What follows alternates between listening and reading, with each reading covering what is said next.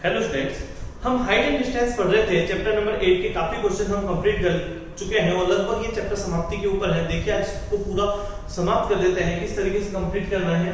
पहले हेडिंग डाल देते हैं अध्याय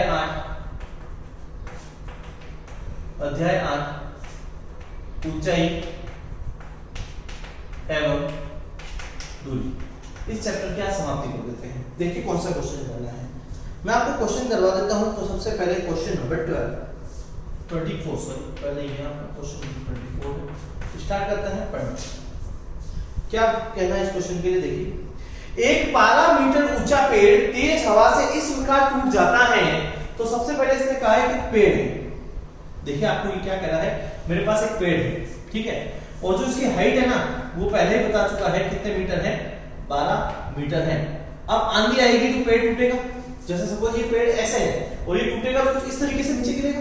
देखिए वापस देखिए, अगर ये पेड़ ऐसे खड़ा है तो बीच में से कहीं से टूट रहा होगा, और टूटने के बाद अगर ये ऐसे खड़ा है तो कुछ ऐसे गिरने वाला है।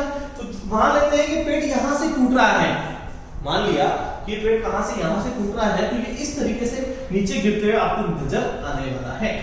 दिख रहा है आपको, ठीक है। आगे बढ़ते हैं, क्या कहा गया है क्वेश्चन में कि उसका सिर जमीन को छूने लगता है और जमीन के साथ 60 डिग्री का कोण बनाता है। तो उसने ये बता दिया है कि ये जो कोण है ना ये कितने डिग्री का है, 60 डिग्री का है। उस क्वेश्चन में ये बता दिया गया है ये 60 डिग्री का है। और मैंने मान लिया कि जो टूटा ना ये h ऊंचाई पे टूटा है, तो जो उसकी बची हुई ऊंचाई कितनी है, 12 - h। भाई यहां से h ऊंचाई पे था जो टूट गया, तो इसकी जो टूटी हुई ऊंचाई थी वो 12 - h हो चुकी है। इसको मैं कह सकता हूं ये जो आने वाला है ये आपका 12 - h आने वाला है। क्या मैं सही हूं? देखिए ढंग से समझिएगा, जो हाइट टूटी है ना 12 - h वही तो आके लटक रही है ऐसे, तो जमीन को छू रहा है कि नहीं छू रहा है। आगे देखते हैं क्या बोला गया है। ज्ञात करें कि तेज हवा से पेड़ जमीन से कितनी ऊंचाई से टूटा है। हमें ज्ञात करना है कि ये जो आंधी आई थी इसकी वजह से पेड़ कितनी ऊंचाई से टूट रहा है, ये हमें पता लगाना है। देखिए कैसे लगा सकते हैं। उसके लिए आपको सबसे पहले करना क्या है, लिखेंगे माना कि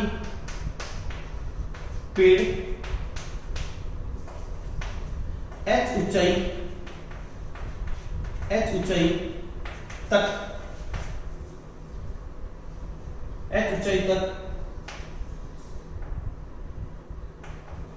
नहीं टूटा है एवं शेष 12 - h टूट चुका है।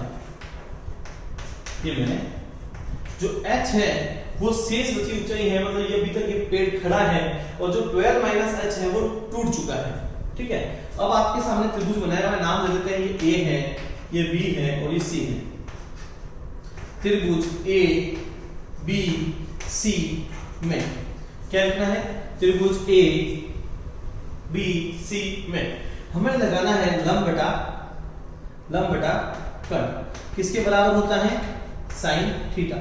अच्छा इसमें लंब कौन है, इसमें अगर आप लंब बात करेंगे तो आपको AB मिलने वाला है, अगर आप कर्ण की बात करने वाले हैं तो आपको AC मिलने वाला है, और यहाँ जो आने वाला है साइन थीटा की जो वैल्यू है वो 60 डिग्री निकल के आने वाली है।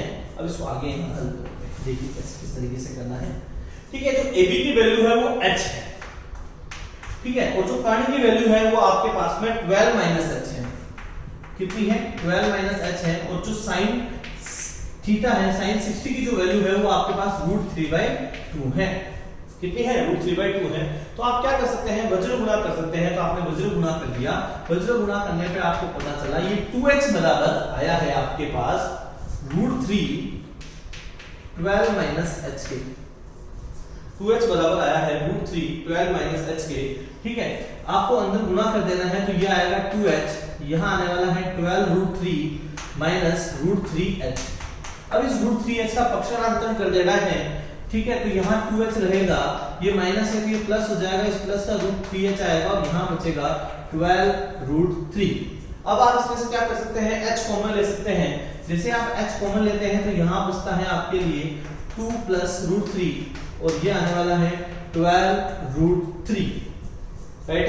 आपके पास जो h निकल के आएगा वो यहाँ से आएगा 12√3/2 + √3। अब आपको यहाँ क्या करना है, परिमेयकरण करना है।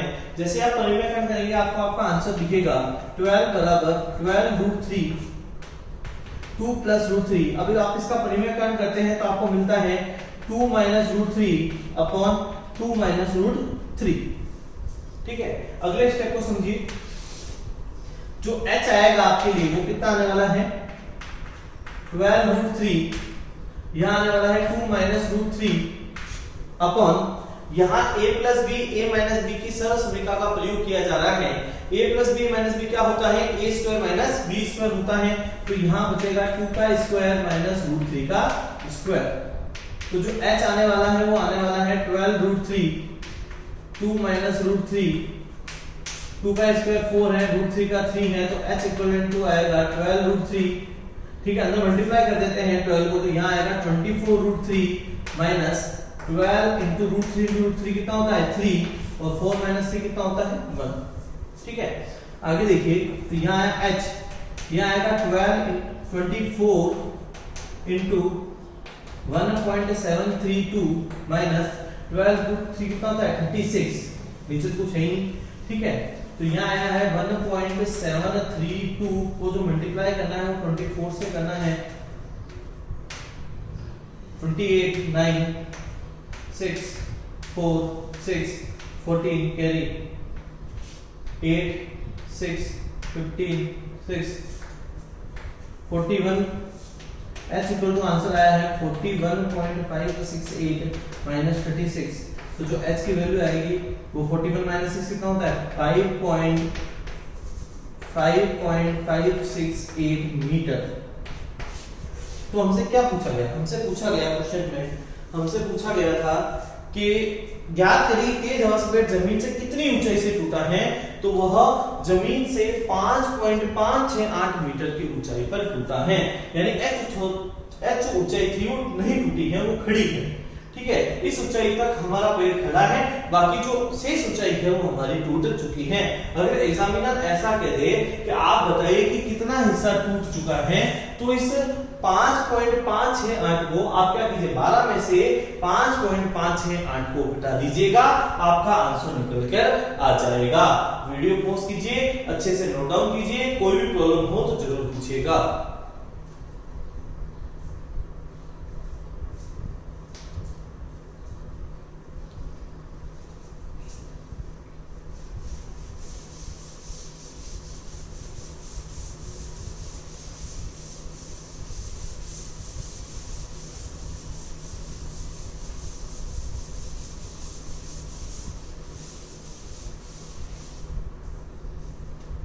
नेक्स्ट क्वेश्चन देखिए, नेक्स्ट क्वेश्चन कौन सा कराना है, अब हम करना है क्वेश्चन नंबर 26।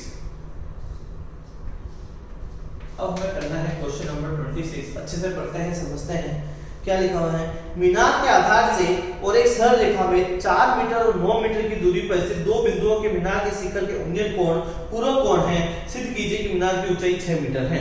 तो सबसे पहले एक चीज बना देते हैं, हमने बना दी एक मीनार। ठीक है, अब आगे बढ़ते हैं। मीनार के आधार से, ये मैंने बना दिया मीनार की आधार। ठीक है, आधार से और एक सरल रेखा में 4 मीटर और 9 मीटर, तो यहां से एक बिंदु मान लेते हैं 4 मीटर पर A, और यहां से एक बिंदु मान लेते हैं 9 मीटर पर, एक बिंदु मान लिया मैंने B। दूरी पर स्थित दो बिंदुओं के मीनार के शिखर के उन्नयन कोण, तो यहां से इनके जो उन्नयन कोणों के बारे में बात की गई है उसके बारे में चर्चा करते हैं। उन्नयन कोण पूरक कोण है।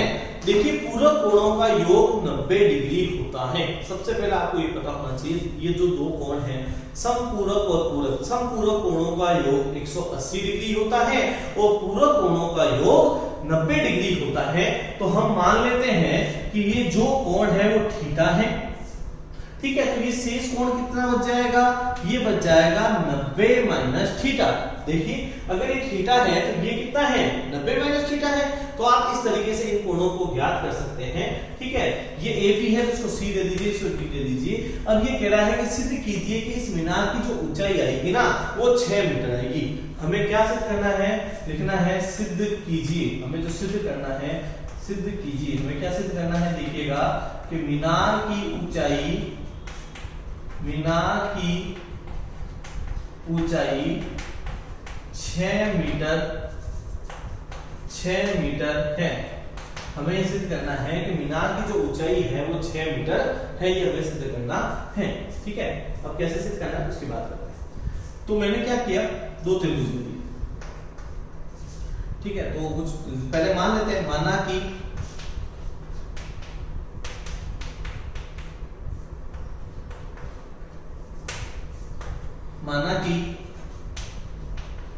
मीनार की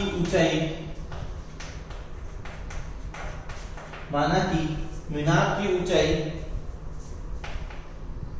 h मीटर है। हमने क्या मान लिया कि माना कि जो मीनार की ऊंचाई है वो कितने मीटर है, h मीटर है, ये मान लिया। अब हम त्रिभुज ले लेते हैं, त्रिभुज ACD में कौन सा लिया, ACD। ठीक है, ACD में ले लिया, त्रिभुज वापस बना दिया आपके लिए। ढंग से देखिएगा, ये D रहेगा, ये C रहेगा, ये A रहेगा। यहाँ पे जो आने वाला है वो 4 मीटर आने वाला है, यहाँ जो आने वाला है वो h रहने वाला है, यहाँ जो आने वाला है कोण 90 माइनस थीटा आने वाला है। ठीक है, तो हमने लगाया लंब बटा आधार, किसके बराबर होता है, tan थीटा। तो जो लंब का मान है वो CD है, जो आधार का मान है वो AC है, और tan थीटा मतलब हो जाएगा tan 90 माइनस थीटा। ठीक है, इसी तरीके से आने वाला है। तो यहाँ रहेगा CD, यहाँ रहेगा AC। tan 90 माइनस थीटा होता है वो cot थीटा के बराबर होता है। अब वैल्यू पुट कर देते हैं। CD की वैल्यू है वो h है, AC की वैल्यू 4 है, इसे मैंने चेंज कर दिया 1/tan थीटा। ठीक है, इसे मैंने वापस क्या कर दिया, व्युत्क्रमानुपाती कर दिया, इसे थोड़ा पलट दिया। ठीक है, उल्टा कर दिया। ठीक है, जैसे ये मुझे प्राप्त हो गया 4/h बराबर tan थीटा, और उसको मैंने समीकरण नंबर क्या दे दिया है, 1। इसको क्या दे दिया मैंने, समीकरण नंबर 1। अब हमें दूसरा त्रिभुज लेना है। देखिए, हम दूसरा त्रिभुज कौन सा लेने वाले हैं, आपको पता चल गया होगा, ये D है, ये C है, और ये कितना है, B। अच्छा, ये कितने मीटर है, 9 मीटर। ठीक है, अच्छा ये कितने हैं, h मीटर, है ना। और अपने पास जो थीटा है वो कितना है, ये थीटा आया, ये थीटा आएगा, और क्या आएगा। ठीक है, तो अब हमने लिख दिया त्रिभुज DCB में क्या लिखना है, लंब बटा आधार होता है tan थीटा, लंब का मान है CD, आधार का मान है BC, और यहाँ थीटे की जगह तो थीटा ही है, ये है h/9 बराबर आया tan थीटा, और इसको मैंने नाम दे दिया समीकरण नंबर 2। इसे मैंने क्या नाम दे दिया, समीकरण नंबर 2। अब आगे देखिए क्या लिखेंगे, समीकरण 1 व 2 की तुलना करने पर हमें क्या लिखना है, समीकरण 1 व 2 की तुलना करनी है। ढंग से समझिएगा, हम समीकरण 1 और समीकरण 2 की क्या करना चाहते हैं, तुलना करना चाहते हैं। कैसे, ये भी tan थीटा का मान है 4/h, ये भी tan थीटा का मान है h/9। तो क्यों ना, अगर इनके RHS बराबर है तो इनके LHS भी क्या कर दिए जाने चाहिए, बराबर कर दिए जाने चाहिए। तो मैंने इनके LHS भी क्या कर दिए, बराबर कर दिए। तो LHS बराबर करते टाइम यहाँ आएगा 4/h, यहाँ आएगा h/9। वज्र गुणा करने पर हमें क्या करना है, वज्र गुणा करना है। तो जैसे हम वज्र गुणा करते हैं तो यहाँ h² बराबर 9 × 4 मिलेगा। तो जो h² मिलने वाला है वो 36 मिलने वाला है, जो h मिलने वाला है वो √36 आने वाला है, जो h आने वाला है बराबर प्लस यहाँ पे रहेगा 6, ठीक है, मीटर। Hence proof. हमें ये चाहिए था, हमें क्या सिद्ध करना था, हमें सिद्ध करना था जो मीनार की ऊंचाई है वो कितने मीटर रखी गई है, 6 मीटर रखी गई है। हमारा आंसर भी कितने मीटर आ रहा है, 6 मीटर आ रहा है। इसके द्वारा हमारे द्वारा जो की गई जो भी गणना है वो सही है। अब ये क्वेश्चन इंपॉर्टेंट क्यों बनता है, देखिए बच्चे कहाँ अटके, बच्चे अटकते हैं पूरक कोण में। उन्हें याद नहीं आता कि पूरक कोण का जो योग है वो 90 डिग्री रखें या 180 डिग्री रखें। तो पहला कंसेप्ट ये क्लियर होना चाहिए कि यहाँ 90 डिग्री होता है पूरक कोणों का योग। अगर ये थीटा है तो दूसरा कोण 90 माइनस थीटा होगा। कैसे, जैसे आपके पास टोटल 90 रुपए थे, समझिएगा टोटल 90 रुपए थे, आपने थीटा रुपए खर्च कर दिए। आपने क्या किया, थीटा रुपए खर्च कर दिए, तो आपके पास कितने रुपए बच रहे हैं, आप कोशिश करेंगे, आप देखेंगे तो आपको पता चलेगा कि आपके पास जो रुपए बच रहे हैं ना वो 90 माइनस थीटा बच रहे हैं। कितने बच रहे हैं, 90 माइनस थीटा आपके पास रुपए बच रहे हैं। पहली चीज। दूसरी चीज, इसमें भी दो त्रिभुजों को लेना है। अब बच्चे डर जाते हैं इसमें, जैसे cot थीटा आता है वो कहते हैं कि हमारे सर ने किसी भी क्वेश्चन में cot थीटा काम में नहीं लिया। तो मैंने इसीलिए तो हिंट दिया है, देखिए ना मैंने cot काम में लिया, ना cosec लिया, ना sec लिया। मैंने लिया क्या, मैंने sin और tan लिया, तो इसको मैंने किस में बदल दिया, tan में बदल दिया। तो जैसे ही tan में बदला, ये 1/tan थीटा आया, इसे उल्टा कर दिया तो मुझे tan थीटा की वैल्यू फाइंड हो गई। फिर इसी तरीके से मैंने दूसरी तरीके से भी tan थीटा मैंने फाइंड कर लिया। फिर मैंने समीकरण 1 और समीकरण 2 को तुलना कर दी, और तुलना करने से मेरा आंसर 6 मीटर निकल कर आ गया। वीडियो पॉज कीजिए, अच्छे से नोट डाउन कीजिए, कोई भी प्रॉब्लम हो तो जरूर पूछिएगा।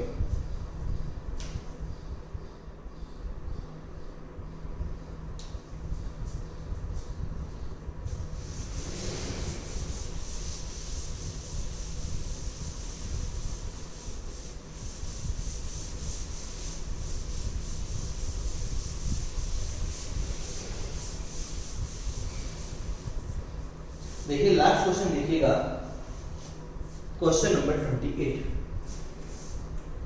इस एक्सरसाइज का लास्ट क्वेश्चन है, क्वेश्चन नंबर 28। क्या बोला गया है, यदि सूर्य का उन्नयन कोण 30 से 60 डिग्री में परिवर्तित हो जाता है तो इन दोनों उन्नयन कोणों में 15 मीटर ऊंचे खंबे की छाया की लंबाई में अंतर ज्ञात कीजिए। दोनों उन्नयन कोणों पर 15 मीटर ऊंचे खंबे, यानी एक खंबा है, देखिएगा हमें खंबा दिया गया है और इस खंबे की जो ऊंचाई रखी गई है ना, वो कितने मीटर रखी गई है, 15 मीटर। ठीक है, फिर इसने कहा है कि यदि सूर्य का उन्नयन कोण 30 से 60 डिग्री में परिवर्तित हो जाता है, मतलब पहले जो इसका उन्नयन कोण था वो कितने डिग्री था, 30 डिग्री, और अब परिवर्तित कितना हो गया, 60 डिग्री में परिवर्तित हो गया। तो ये पूछ रहा है छाया में अंतर कितना हुआ है, ये मुझे निकाल के दे दीजिए। तो मैंने मान ली थी कि ये जो छाया थी वो x मीटर की थी और ये जो है वो y मीटर की है। ये a है, ये b है, ये c है और ये d है। तो लिख लेते हैं, माना कि खंबे से बिंदु D तक छाया की लंबाई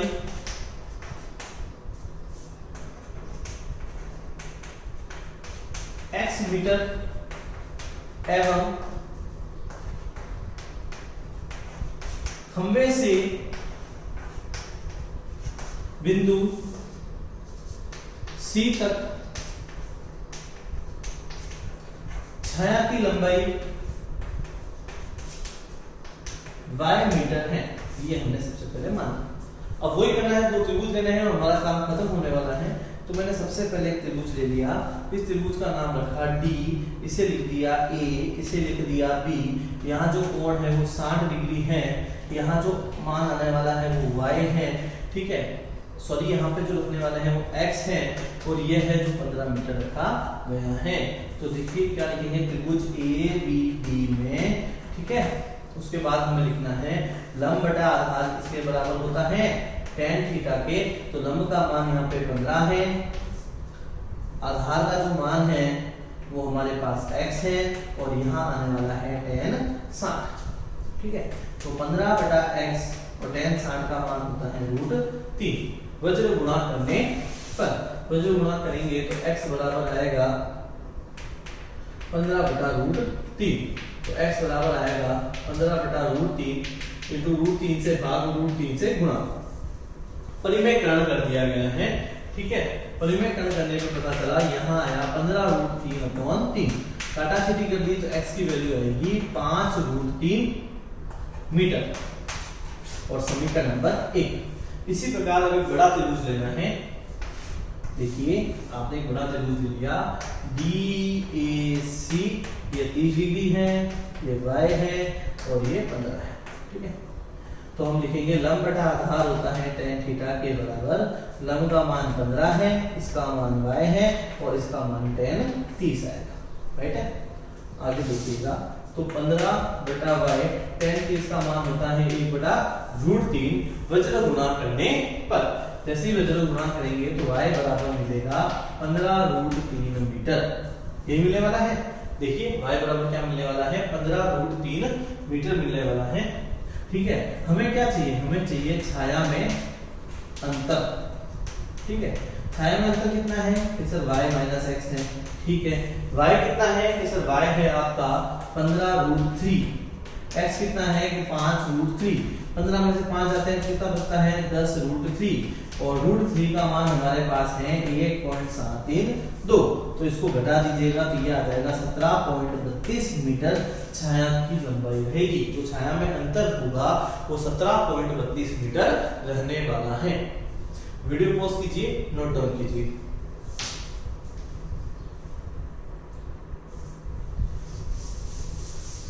इसी के साथ आपका चैप्टर नंबर 8 और आपके त्रिकोणमिति से संबंधित सभी चैप्टर समाप्त होते हैं। देखिए आपके 3 चैप्टर कंप्लीट हो चुके हैं। अब हम 4th चैप्टर अगले वीडियो में बात करने वाले हैं। तो आपको इन 3 चैप्टर को साथ साथ पढ़ना होगा। कोई भी प्रॉब्लम हो तो पूछना होगा। देखिए एक ही कहना है, पढ़ते रहिए, आगे बढ़ते रहिए। धन्यवाद।